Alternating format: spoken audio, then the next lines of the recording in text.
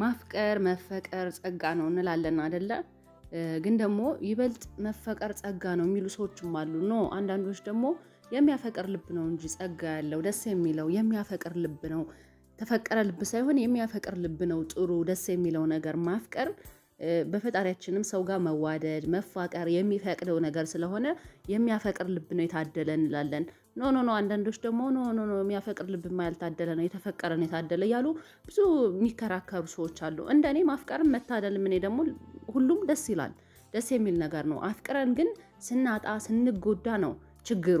በቃ እኛ ያን አፍቅረን ጉዳት ሲደርስብን ያፈቀርነው ሰው እምቢ ሲለን ያፈቀርናትን ስናጣ ያፈቀርነውን ስናጣ ያኔ ኖ በቃ ፍቅር ማፍቀር ሲኦል ነው መፈቀር ነው ጸጋ እንላለን። ግን ሁለቱም ደስ የሚል ነገር ነው።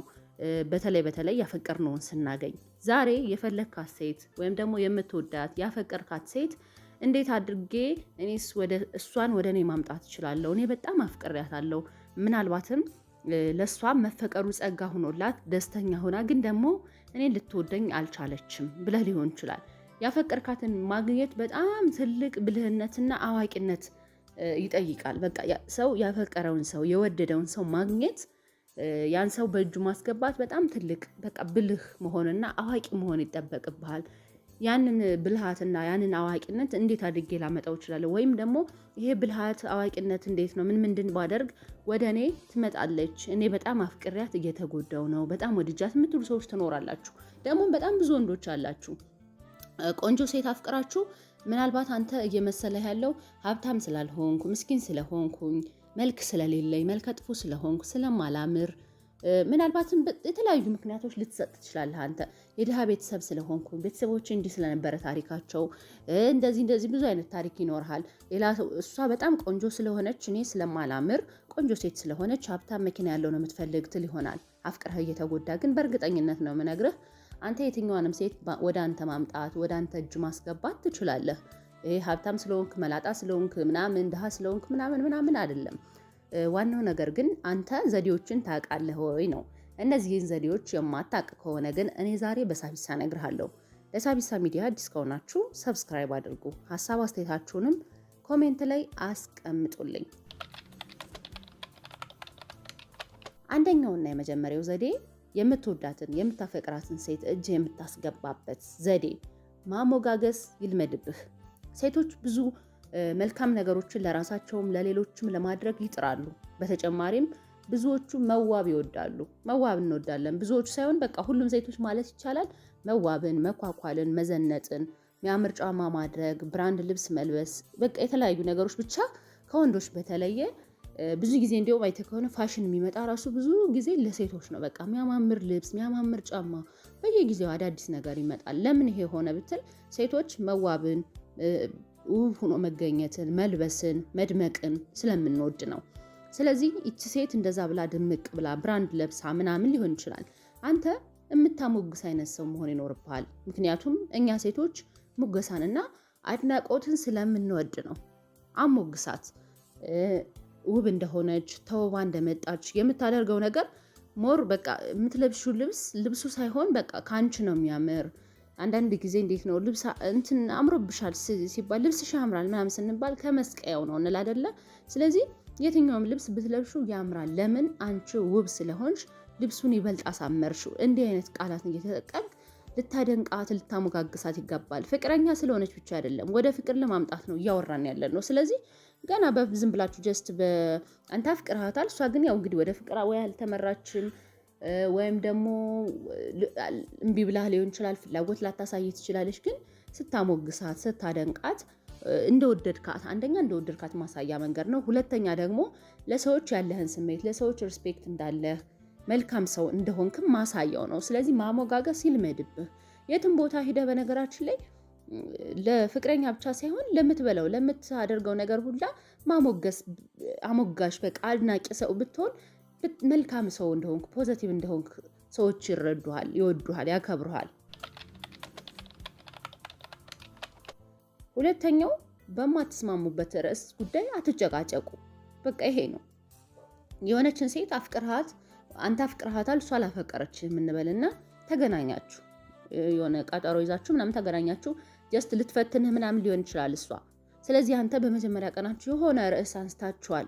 ከዛ በዛ ርዕስ ጉዳይ ሁለታችሁም የተለያየ አመለካከት ነው ያላችሁ።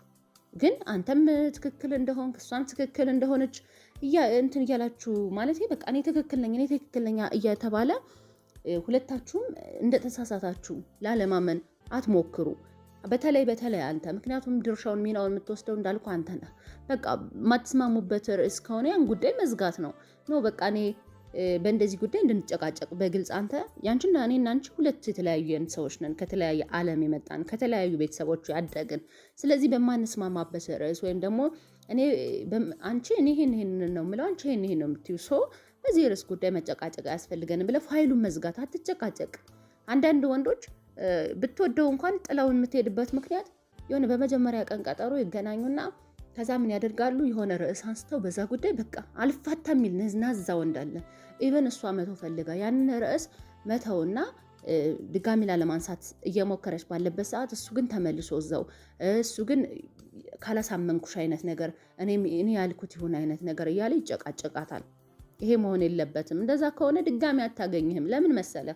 ይሄማ ገና ከሆኑ በመጀመሪያ ቀን በማይረባ ርዕስ በተራ ነገር አንስቶ በሰው ጉዳይ አንስቶ ከተጨቃጨቀኝና ከተከራከረኝ ነገ አብሬው ስኖር ሲያገባኝ በቤት በምናደርገው ነገር ሲነታርከኝ ሊኖር ነው አይደለ እንዴ ብላ ርግፍ አድርጋ ነው የምትተወው። ድጋሚ ስልክህን አታነሳም፣ ድጋሚም አታገኝህም።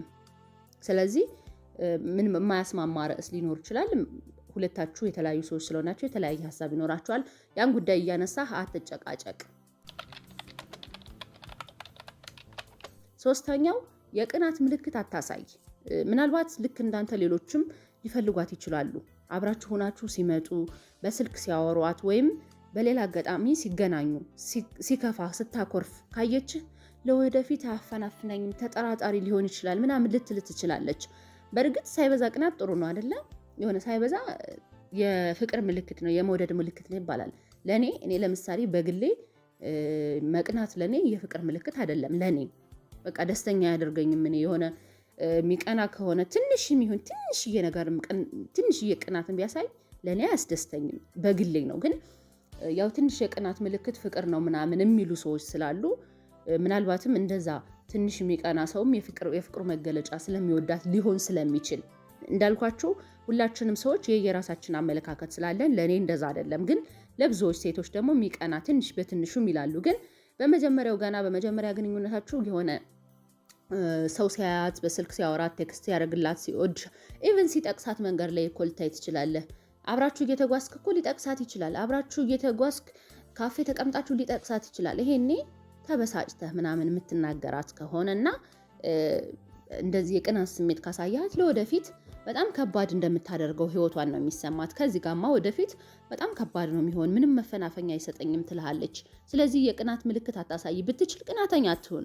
ኦኬ ስለመወዳት ነው በለኝ። እሺ ለምሳሌ አትቅና ስልህ እኔ ስለመወዳት ነው ልትል ትችላለህ። ግን ስለምትወዳትም ቢሆን ለሷ በጣም በሚታይ መልኩ ባታደርገው ጥሩ ነው። አራተኛው የራስህን ህይወት እንዳለህ አሳያት። የራስህ የሆነ ህይወት እንዳለህ ራስህን በተለያዩ ስራዎች አሳትፍ። ቅዳሜና እሁድ ሳይቀር ለመዝናናትም ለምንም እያልክ ከጓደኞች ጋር ተገናኝ። በቃ እሷ ብቻ ህይወትህ እንዳልሆነች ልታሳያት ይገባል። በነገራችን ላይ እሷ ብቻ እንደሆነች ህይወትህ፣ ከእሷ ውጭ መሄጃ እንደሌለህ፣ ከጓደኞች ጋር ማትዝናና አይነት ሰው ከሆንክ ምናምን ነገር እስረኛ ነው የምታደርግህ። በቃ እንደ ጅል ነው የምትቆጥር። ጓደኛ የለው፣ ከጓደኞቹ ጋር ወጥቶ አይዝናና፣ የሚሄድበት የለው፣ መሄጃ የለውም። እሱ እኮ መሄጃ የለውም ነው የምትልህ።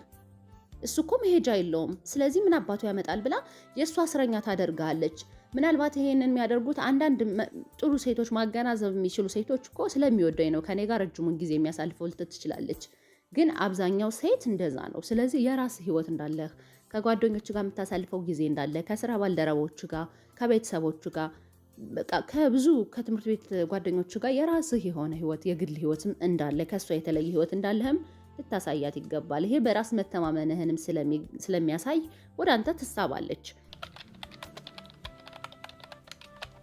አምስተኛውና የመጨረሻው እንድትናፍቅህ እድል ስጣት። ግንኙነታችሁ እየተሻሻለ ሲመጣ እየወደደችህ እንደሆነ ለራሷ እንድታውቅ ለተወሰኑ ቀናት ጠፍተህ ራስህን አስናፍቃት። እስኪ እንዳልኩ መጀመሪያ የሆነ ነገር አሳያት ምልክት ምናምን ብቻ የተለያየ ነገሮች ተያያችሁና የራስን ህይወት እንዳለ አሳያት ብያለሁ። አራተኛው ላይ እነዚህን አድርገህ ትንሽ ቀን እንድትናፍቅ እድል ስጣት። አንዳንድ ወንዶች አላችሁ ትንፋሽ የማትሰጡ 10 ጊዜ መደወል፣ በቃ ላግኝሽ በቃ ላግኝሽ 24 ሰዓት ሙሉ ከሷ ጋር መሆን የምትፈልጉ 24 ሰዓት በቃ 12ቱንም ወር ለሰከንድ ከሷ ጋር መለየት የማትፈልጉ ወንዶች አሉ። እንደዚህ ማድረግ የለብም። እስኪ ደግሞ እሷ እድል ስጣትና ትናፍቅ። ናፍቃህ ታገኛት ማለት ተገናኙ።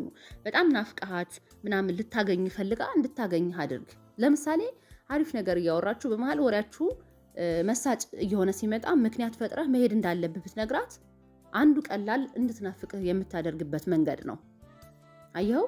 በቃ ማለት እንትን ትሆናለህ። የሆነ በጣም እየጓጓች አንተን ለማወቅ ከአንተ ጋር ለመሆን ጊዜ እያጠራት ስለሚሄድ እየጓጓች ስለምትሄድ ትናፍቃለች። ግን ሁልጊዜ እንዳትናፍቅ የምታደርጋት ከሆነ ማለት ሁልጊዜ መደወል 10 ማግኘት በፈለገች በቃ የሆነ ሳትፈልግ መንገድ ላይ የምታገኝ ዝም ብለህ እሷ ባለችበት አካባቢ እንትን የምትሽከረከርና የምትዞር ከሆነ ትሰለችሃለች። ውድ የሳቢሳ ቤተሰቦች የዛሬው ፕሮግራም ይህን ይመስላል። ለሳቢሳ ሚዲያ አዲስ ከሆናችሁ ሰብስክራይብ አድርጉ። ሀሳብ አስተያየታችሁንም ኮሜንት ላይ ጻፉልኝ። ቲክቶክ ላይ ገብታችሁ ሳቢሳ ብላችሁ ፎሎ ማድረጋችሁ እንዳትረሱ። መልካም ጊዜ